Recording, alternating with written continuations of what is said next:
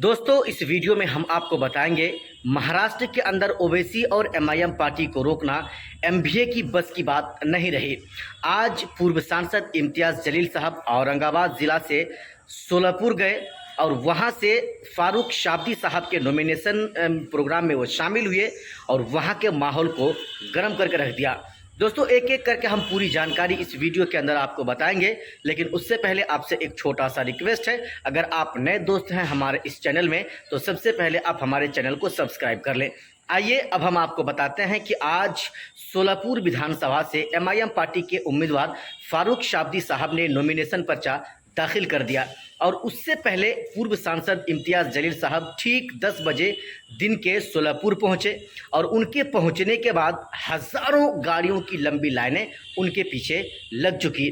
Bike की तो बात ही क्या कहने, इतने लोगों की भीड़ लगी, इतनी गाड़ियों की लंबी लाइनें लगी कि मानो उस रैली को देखकर एमवीए गठबंधन के जो भी उम्मीदवार वहां पर थे, चाहे वो एनडीए गठबंधन हो या फिर इंडिया गठबंधन, एमवीए गठबंधन, तमाम गठबंधनों की एक तरह से नींदें हराम हो चुकी है, नींदें उड़ चुकी है।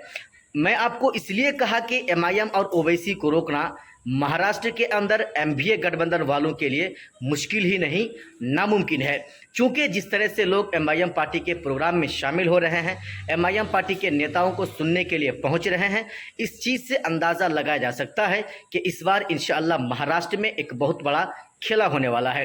खेला क्या होने वाला है दोस्तों, हम आपको बताते हैं।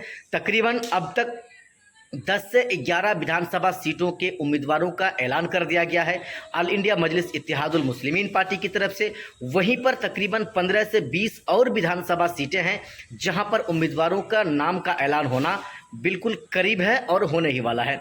ऐसे में अगर 25 से 30 विधानसभा सीटों पर एमआईएम पार्टी मजबूती के साथ चुनाव लड़ेगी और 10 से 15 विधायक उनके बन जाएंगे तो फिर महाराष्ट्र का खेला बिगड़ने वाला है और असदुद्दीन ओवैसी और पूर्व सांसद इम्तियाज़ जलील साहब जो चाहेंगे वही होने वाला है। एमवीए वालों के पास पूरी मजबूरी हो जाएगी ओवैसी की बातों को मानना और एमआईएम पार्टी के नेताओं की शर्त को मानना। आप जानते हैं ना, वही होने वाला है जो एमवीए गठबंधन वाले नहीं चाहते हैं। पूर्व सांसद इम्तियाज़ जलील साहब ने जिस तरह से एमवीए को खत लिख कर कहा था कि अगर तुम हमें 28 विधानसभा सीटों पर चुनाव लड़ने की अनुमति दोगे तो हम तुम्हारे साथ गठबंधन करने को तैयार हैं, क्योंकि हमारी भी नीयत है कि बीजेपी की सरकार महाराष्ट्र में ना बने और कहीं ना कहीं एमवीए वालों की भी यही नीयत है कि बीजेपी की सरकार महाराष्ट्र में ना बने। लेकिन ओवैसी की इस बातों को कबूल नहीं किया गया, पूर्व सांसद इम्तियाज़ जलील साहब की बातों को नहीं माना गया और अभी तक उनके खत का कोई जवाब नहीं भेजा गया। दोस्तों आप तो गठबंधन में उनके खत का कोई जवाब नहीं दिए। अभी आंकड़े ये बता रहा है कि एमवीए गठबंधन वालों के पास इतनी ताकत नहीं है कि वो फुल बहुमत के साथ महाराष्ट्र में अपनी सरकार बना सके। ऐसे में अगर एमआईएम पार्टी के पास 10 से 12 या 15 विधायक हो जाएगा तो फिर उस खत का जवाब देना इसकी मजबूरी हो जाएगी और फिर एमआईएम वाले उस खत के जवाब को कबूल करेंगे या नहीं ये तो आने वाला समय बताएगा।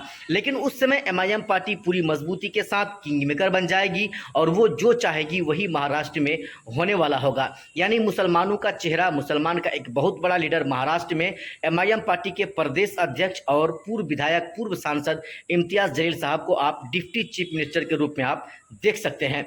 लेकिन ये फैसला कब होगा, जब महाराष्ट्र के अवाम, महाराष्ट्र का जनता उनको वोट देगा और फिर उनके 10 से 12 या 15 विधायक को जिताकर महाराष्ट्र के विधानसभा में भेजने का काम करेगा।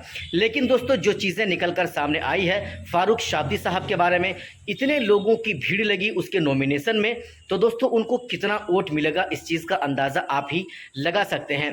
पूर्व सांसद इम्तियाज़ जलील साहब के इतने लोकप्रिय हैं, इतने उनके चाहने वाले हैं, जहां वो जाते हैं लोगों की भीड़ सा लग जाती है और फिर उस भीड़ को कंट्रोल करना, काबू करना महाराष्ट्र की पुलिस के बस की बात नहीं होती है। आज जो लाइनें लगी, आज जो लोगों की भीड़ लगी, महज फारूक शाब्दी साहब का सोलापुर विधानसभा से नॉमिनेशन पर्चा दाखिल करने में, तो दोस्तों ये अपने आप में और एमआईएम पार्टी के लिए और फारूक शाब्दी के लिए एक बहुत बड़ी खबर है। दोस्तों बड़ी खबर मैं इसलिए कह रहा हूँ, कहीं ना कहीं जीत की जो सेंट है, जो महक है, वो फारूक शाब्दी साहब को आज की भीड़ ने ही ये मालूम करा दिया है कि इंशाअल्लाह 23 नवंबर को जब चुनाव की गिनती होगी तो महाराष्ट्र के सोलापुर विधानसभा से जीतने वाले का नाम फारूक शाब्दी AIMIM पार्टी से होगा। बाकी दोस्तों आपको क्या लगा हमारी इस खबर को सुनने के साथ साथ, क्या वाकई में महाराष्ट्र में MIM पार्टी का जलवा होगा? क्या वाकई में MIM पार्टी महाराष्ट्र के अंदर किंग मेकर बनने वाली है? दोस्तों इसके बारे में आप पूरी जानकारी हमें हमारे इस वीडियो के नीचे कमेंट बॉक्स में आप हमें ज़रूर दें। दोस्तों तब तक आप देखते रहिए हमारे इस चैनल के बाकी वीडियोस को। तब तक हम खोजते हैं एक और नई खबर को। तब तक के लिए जय हिंद, खुदा हाफिज़।